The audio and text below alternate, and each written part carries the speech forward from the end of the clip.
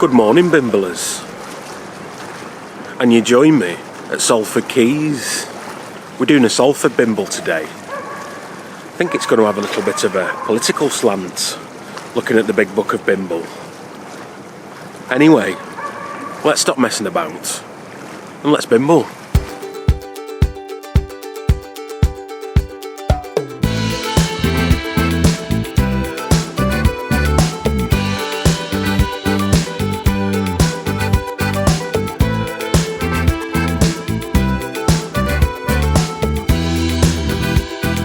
Washed in clean by a riverside. They told you the news.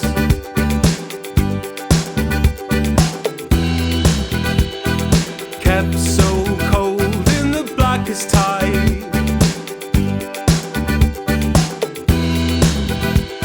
If only you knew.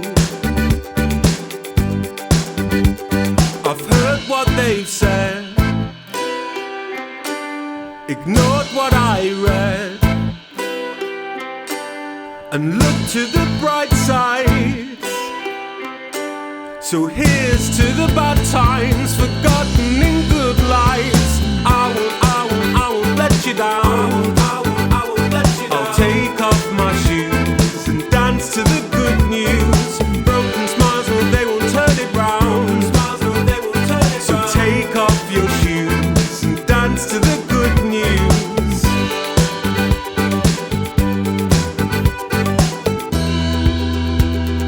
Left too long in the passing time.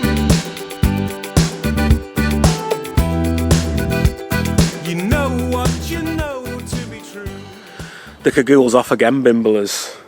Rather a nice day. I certainly know how to pick these days to come out bimbling, don't I? I'll have to put some suntan lotion on in a minute. You join me in Weaste Cemetery. Back in the mid-1800s, it was becoming apparent to those in charge, you know, the clever chaps that ran everything. Well, they thought, we're running out of places to bury people. You see, back before all this industry, people used to live in small villages and they used to go to their local church and everyone would just be buried in the churchyard, wouldn't they? And if you think about inner city churches, they don't even have churchyards, do they? Let alone graveyards. So what they needed was a municipal cemetery. And that's what Salford Corporation did, with the help of the first MP for Salford. That was Joseph Brotherton. You see, in 1832, they changed the way the electoral wards worked. It wasn't just representatives of small villages. It was one big representative of cities and boroughs. And the first MP for Salford was Joseph Brotherton. They didn't just change the electoral wards, though. They changed who could vote. They made it so that landowners could vote, and farmers, and shopkeepers, and anyone that paid over £10 in rent. It meant that not just the really rich could vote, but also the comfortably well off. Women still couldn't vote, but I imagine that Joseph Brotherton would have been in favour of those women voting. He was actually the first vegetarian MP in the UK. He seems quite woke, you know. Bit of a hipster. I imagine him smoking a roll-up and having a mullet and listening to King Gizzard and the Lizard Wizard.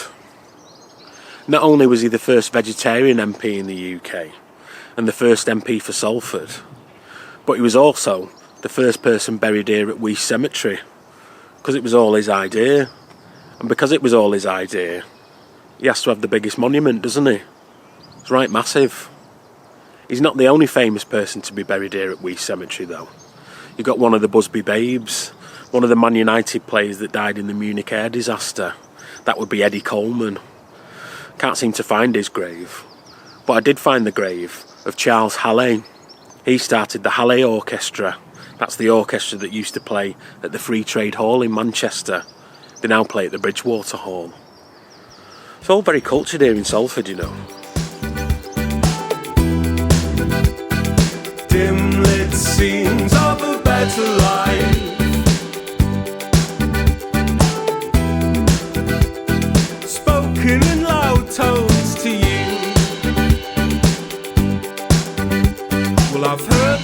they've said, ignored what I read, and looked to the bright side. So here's to the bad times forgotten in good lives. I think I was a bit hasty with my comments about suntan lotion, Bimblers. It's gone a bit overcast, hasn't it? I think I might hang fire. We've reached St Luke's Church here in Salford. You know I love a church, Bimblers. We visit one every week, don't we? But the Manchester United shiny sticker of church architects, and Victorian architects in general, is Sir George Gilbert Scott, isn't it? And in 1865, he designed St Luke's here in Salford. 850 buildings he either tarted up or designed from scratch.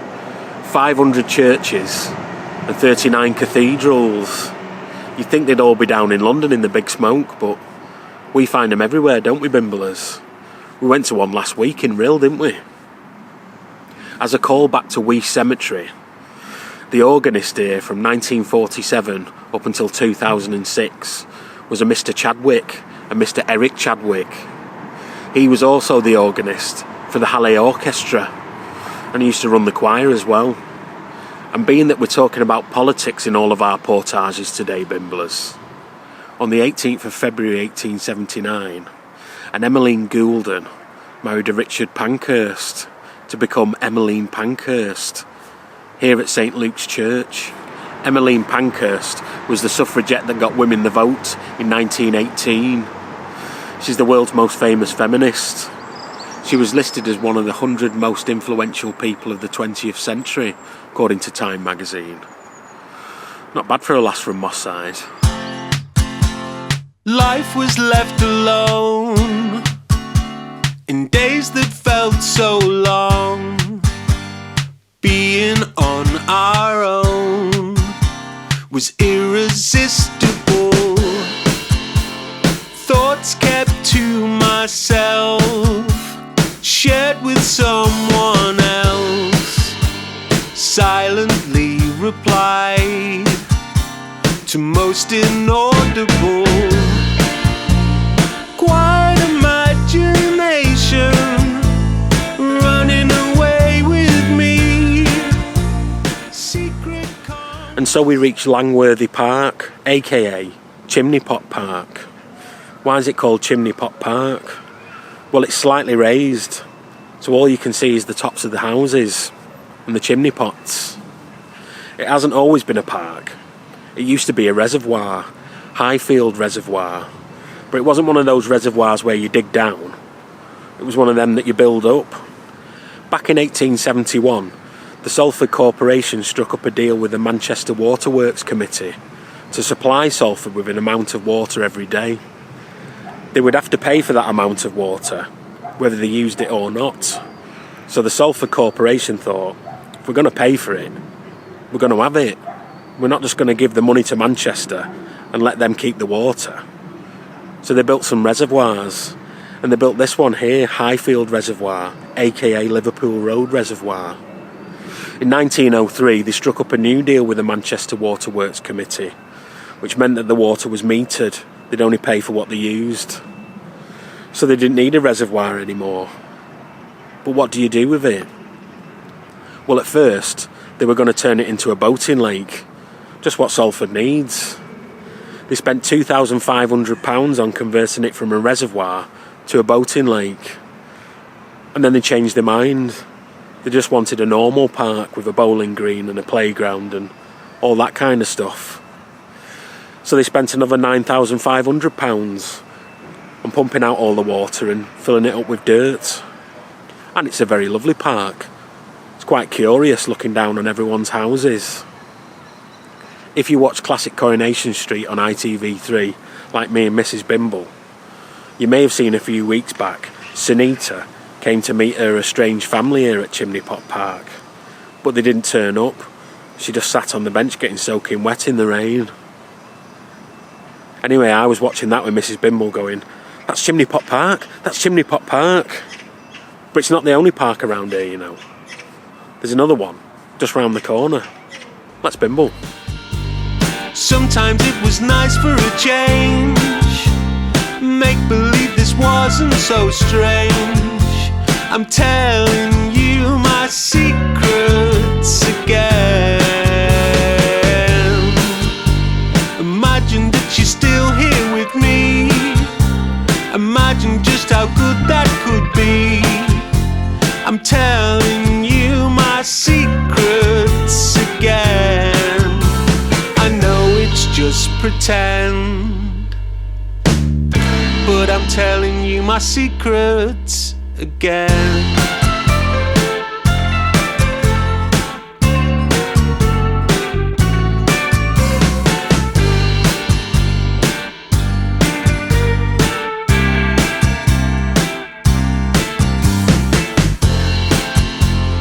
What a life to lead. And so, Bimblers, we reach our final portage, Buile Hill Park.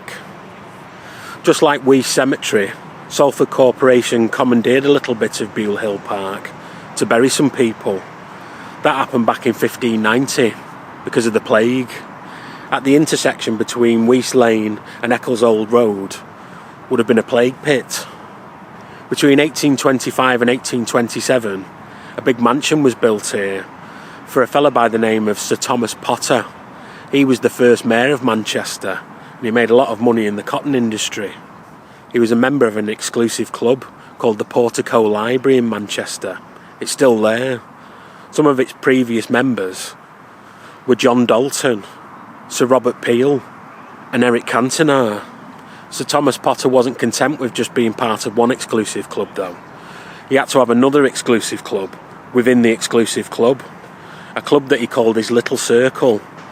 It was a group of nonconformist Christian liberals, all members of the Portico Library.